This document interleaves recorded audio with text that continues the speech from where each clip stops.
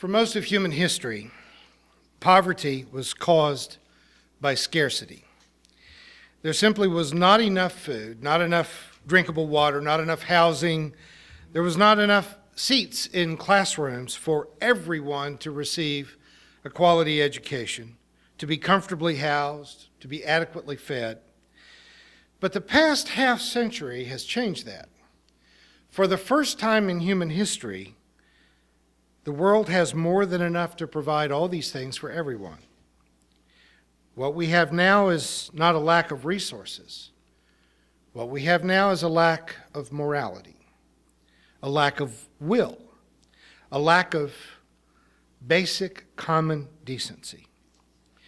Our poverty, especially in the United States, is created by those who both hoard wealth and who cling to power. By the mid-1990s, this fact was being broadly discussed among both economists and agricultural specialists. There was no longer a need to focus on how to produce more food. We are already producing much more food than is being eaten, and in fact, more than could be eaten. We are subsidizing turning food into gasoline to find a way to get rid of it all while we're still surrounded by starvation. And when, arguably, there not only is not a shortage of gasoline, there is a glut of it. Thank you, Obama. I've been involved in poverty and hunger-related charities for most of my adult life. I've helped to build feeding centers in rural Nicaragua.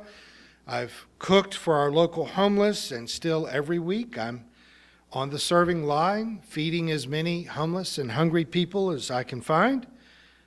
But I know that charity is not the answer. Charity is not a solution to poverty. And I don't want to diminish charity in any way. I don't want to slight it. I sent a gift to Nicaragua this week because I still really believe in what the Rainbow Network is doing there. And I'll be back at Bill's Place on Thursday serving lunch again this week, as I am every Thursday.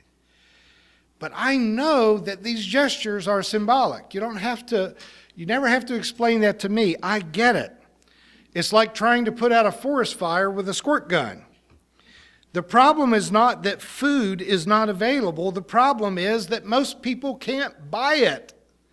They can't get into the economic flow of people who get a regular pension or paycheck that let them go to the marketplace and buy what they need to eat and take it home and cook it the way they should be able to.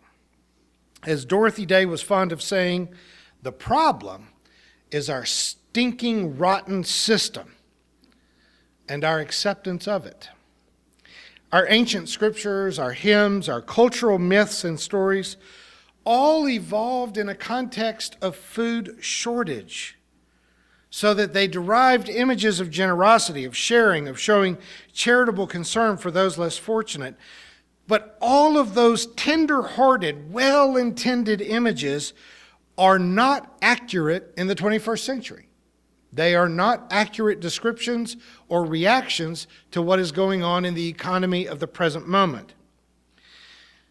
I've seen Dickens' Christmas Carol maybe 100 times. I have personally played the Ghost of Christmas Present 3 times on stage. I still cry every time Scrooge has his epiphany at the end. I have cried watching the Mr. Magoo version of the Christmas Carol. But I'm telling you, charity is kind of a feel-good tipping in the face of the real problem. And the real problem is an economic system that keeps nearly half of the population locked into poverty when we have more than enough to take care of them. There are more empty, repossessed houses in the United States than there are homeless people. There are more empty houses than there are homeless people. There's more food going into the landfill every day than would be needed to feed every hungry person in the world. Our problem is not scarcity, unless what you mean by scarcity is a lack of conscience, a dearth may I say, of giving a damn. That the system is so corrupt, and yet we have come to accept it as a necessity that we forget to challenge it. Now, there's been conversation around for the last 50 years about paying a basic wage, not a minimum wage, not food stamps, not public housing, but paying a basic wage to every living human being. And if you just did it in the United States, you pay a minimum wage that is livable to everyone, and then if you want a better life, you work and you try to start jobs and you try to be creative. And if we did that, and this is mind-boggling, and I'm not an economist, and I don't want to go too far chasing this rabbit into the woods, but what it costs to administer our public housing, our food stamp program, our Aid for Mothers programs, if we simply took the bureaucratic costs out and paid everyone a basic wage, we would literally save money. Now, why wouldn't we do that? Because Americans are horrified of giving someone something for nothing. We are horrified by the concept. But where they've done it, like in Alaska, where there's been so much oil income in Alaska for years, that every Alaskan, whether you're a millionaire or a pauper, everyone gets a check every year. And it's not a basic wage, but it's a couple of $1,000s. And what they've discovered is that it multiplies in the economy, that you give everyone a couple of $1,000s, and you give a poor person a couple of $1,000s, they will not establish an offshore savings account to invest it in. They will spend it, and they will spend it in local stores, and they will spend it in housing, they will spend it on trading a car, and it stimulates the economy. In American Indian reservations, where their income has been large enough, they give a distribution to everyone, and they discover that it multiplies within the economy. It really makes a huge difference. A basic wage to all Americans would change everything. But somehow, we are suspicious. Now,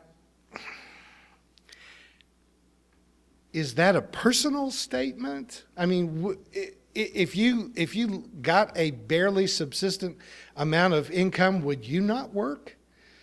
Or might you be brave enough to start your own business, to do something genuinely adventuresome? If we had health care for everyone, like every other civilized nation in the world, and if we had a basic income, wouldn't that inspire you to work rather than taking away your incentive?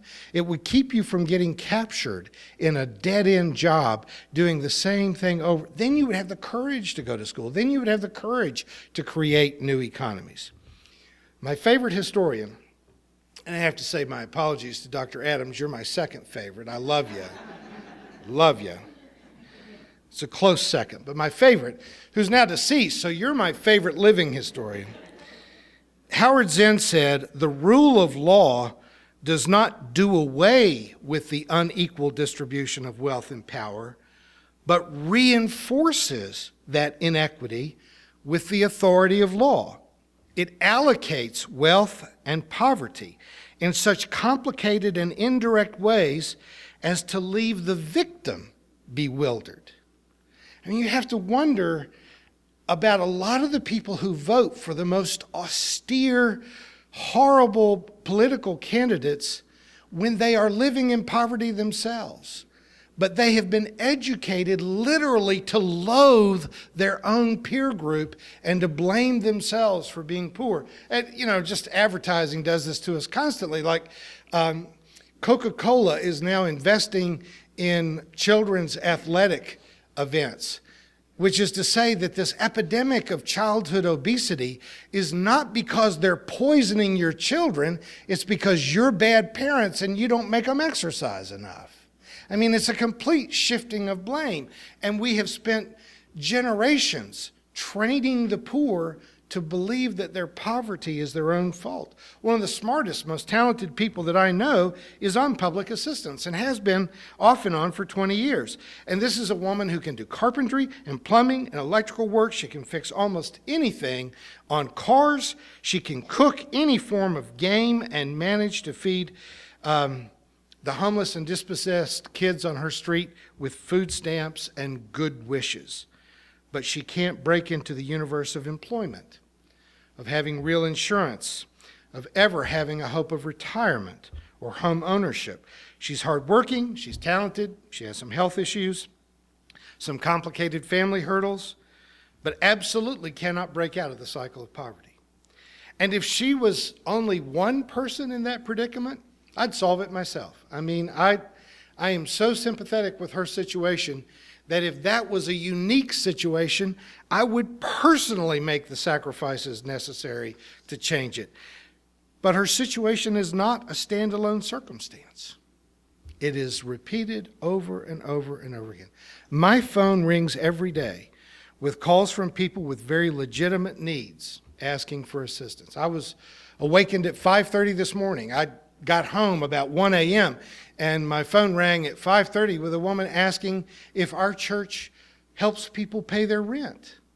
And, you know, how desperate must you be to think that even if we were a huge church, that you hand out hundreds or thousands of dollars to total strangers on the telephone who just say they can't pay their rent. I mean, the whole system of what would be necessary in background checks and stuff to operate that kind of thing. But at that level of desperation, waking a preacher up at 5:30 on Sunday morning is the most rational thing going on in her universe. Yesterday, a woman called who had fled from a violent spouse. She was staying in a local cheap hotel, and she needed someone to help her stay there.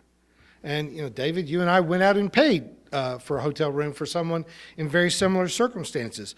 But our local spouse abuse shelter is full and has a waiting list, literally months long. If we could quadruple the number of beds in our abuse shelter today, we could fill every bed by tonight. So should she subject herself and her children to violence and possibly murder, waiting for her turn to get safe shelter? I'm telling you, the system is dirty. It's rotten. It's stinking. It's not fit for human beings. And it isn't like Dorothy Day and Gandhi and Cesar Chavez and Martin Luther King and me just discovered this fact in the last 50 years. We have a biblical text before us today, and I know some of you had almost given up on me ever using a biblical passage again, but today we actually have a gospel lesson from the 3rd chapter of Luke.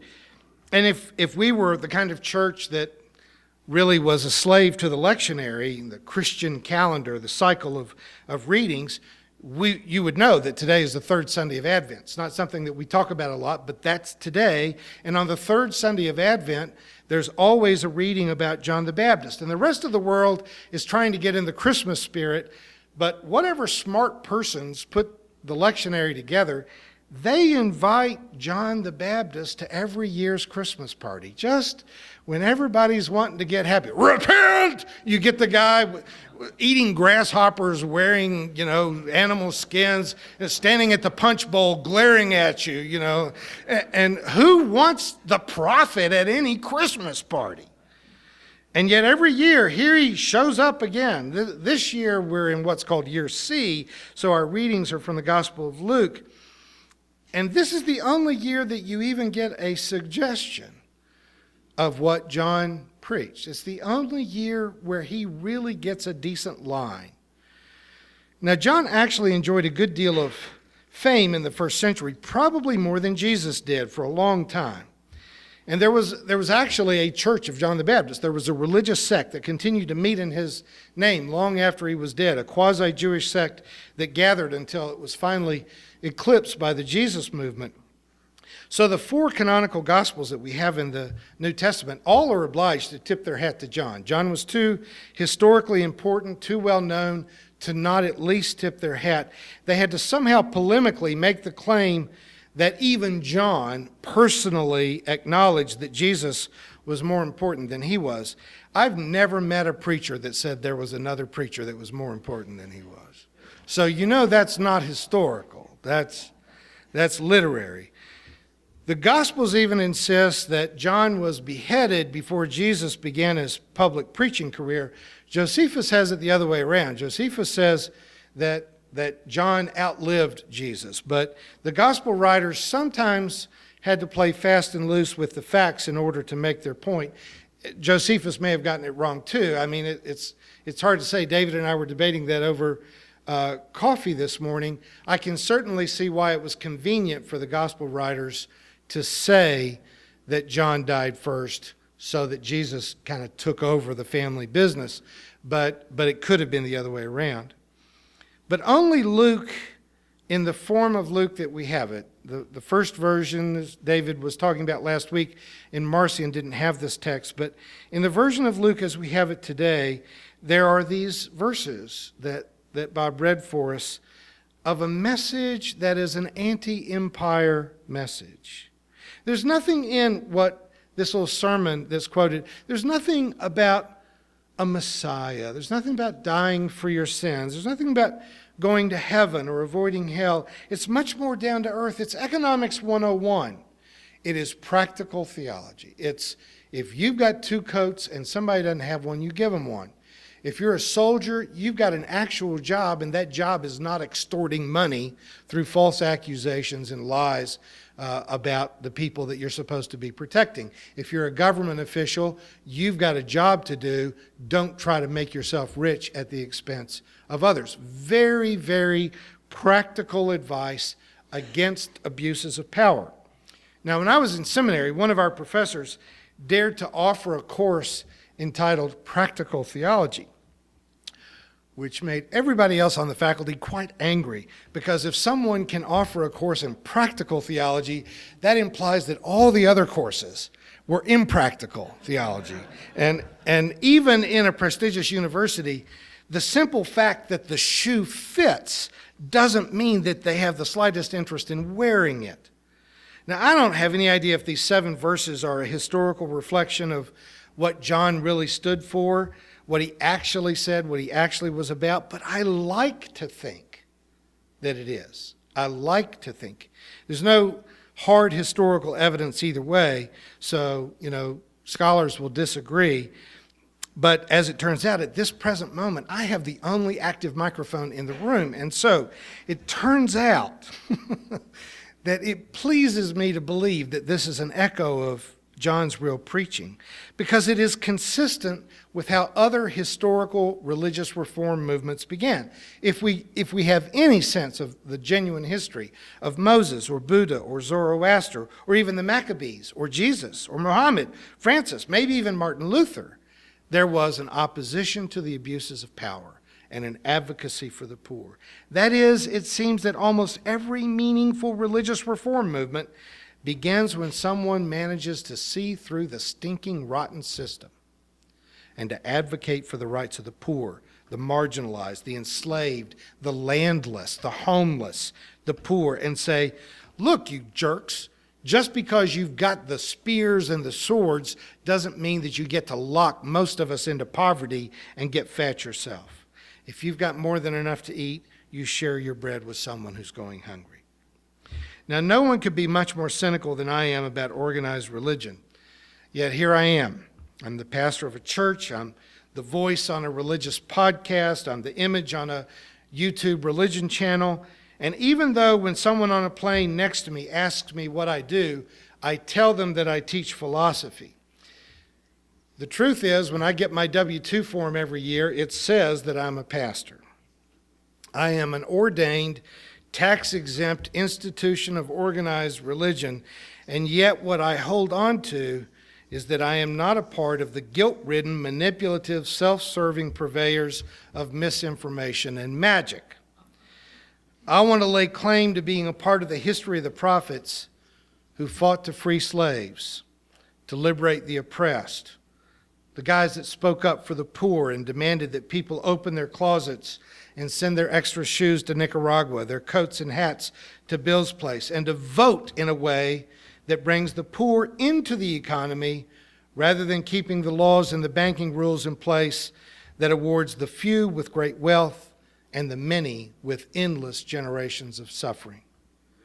No one here is in realistic danger of hunger, but we are all in danger of being on the wrong side of history if we don't work and sacrifice and prophesy and vote to actively seek to change the dirty, rotten system that leaves hundreds in danger of freezing to death this week right here in the Ozarks, while many of the rest of us argue over what we're going to watch on HBO. John said that the axe is already laid at the root, ready to throw the useless into the fire. He may have been guilty of overstatement. Without overstatement, there's not much preaching, really. But maybe it was pretty close to the truth. So Merry Christmas, y'all.